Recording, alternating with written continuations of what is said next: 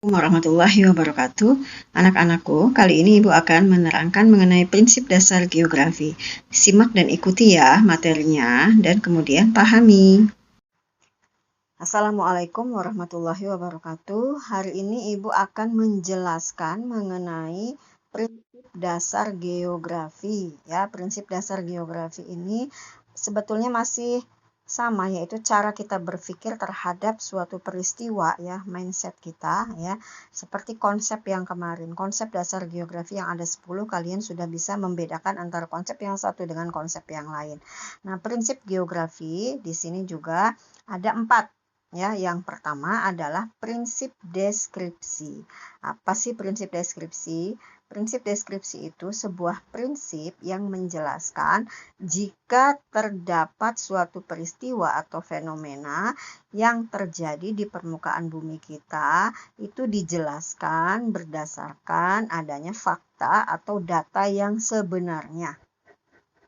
Atau fakta yang nyata, bukan yang rekayasa. Nah, biasanya prinsip ini disertai dengan data, grafik, gambar, ataupun misalkan tabel dan peta. Jadi betul-betul cirinya adalah ada data dan fakta yang nyata. Ya. Nah, contoh, sekarang kita lihat ada kalimat prinsip deskripsi. Ya. Mari kita perhatikan dan kita simak contohnya. Musibah COVID-19 di negara kita, ya.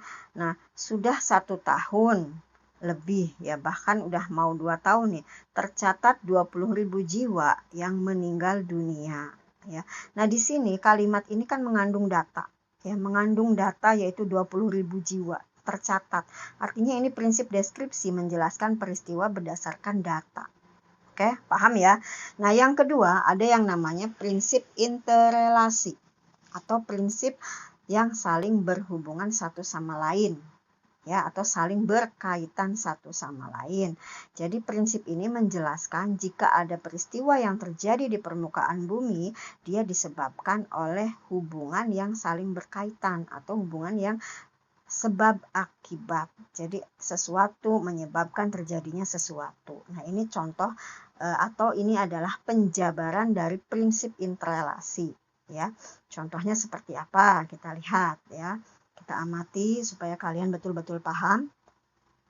Nah, kita lihat contohnya sekolah, ya, yang kita lakukan sehari-hari ini belum diizinkan tatap muka karena masih tingginya angka kasus COVID-19 di Indramayu atau di negara kita. Di sini ada hubungan sebab akibat sekolah yang belum diizinkan dengan adanya COVID-19. Nah, jadi di sini ada sebab akibat, ya. Nah, itu berarti contoh dari makna prinsip interrelasi. Ya, bisa dipahami ya. Jadi interrelasi itu ada keterkaitan. Yang ketiga ada yang namanya prinsip distribusi. Apa sih prinsip distribusi itu? Nah, sekarang kita harus tahu maknanya dulu. Prinsip distribusi itu nama lainnya prinsip persebaran, yaitu menjelaskan sebuah fenomena yang terjadi yang tersebar di permukaan bumi, ya.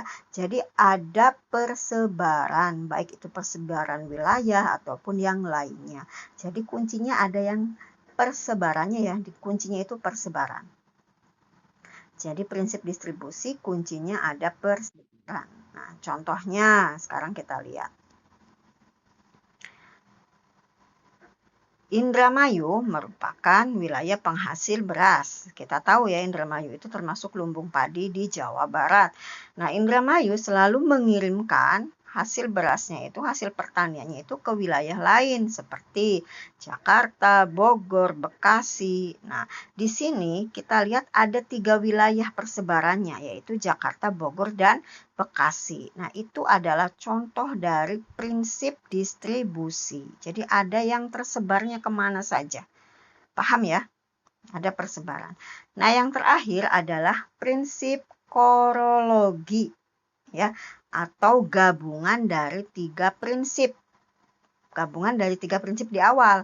Gabungan deskripsi, gabungan interrelasi, dan gabungan dari prinsip distribusi.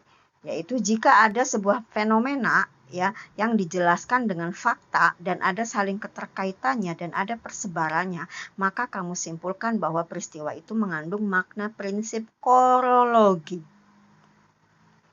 Jadi 4 prinsip itu berbeda maknanya. Nah, contoh kita lihat. Biasanya kalau korologi ini contohnya panjang karena ada menjelaskan, ada sebab akibat, ada distribusinya. Nah, sekarang kita lihat tercatat 200 jiwa telah meninggal di negara kita diakibatkan oleh adanya wabah COVID-19. Data yang meninggal merupakan masyarakat yang terpapar dan memiliki riwayat bawaan atau komorbid. Jadi orang meninggal karena COVID dan juga karena bawaan. Ya, nah wilayah Indonesia yang paling parah adalah misalkan Jawa Tengah, Jakarta, dan Jawa Barat. Jadi di sini adalah suatu kalimat yang kompleks dan lengkap, mengandung makna prinsip korologi. Nah, itu saja yang bisa Ibu terangkan mengenai prinsip geografi ya. Mudah-mudahan kalian bisa memahaminya dan nanti akan ada soal dari Ibu ya untuk mengerjakan latihan. Terima kasih sudah menonton video Ibu. Jangan lupa komentar di live komentar YouTube-nya ya.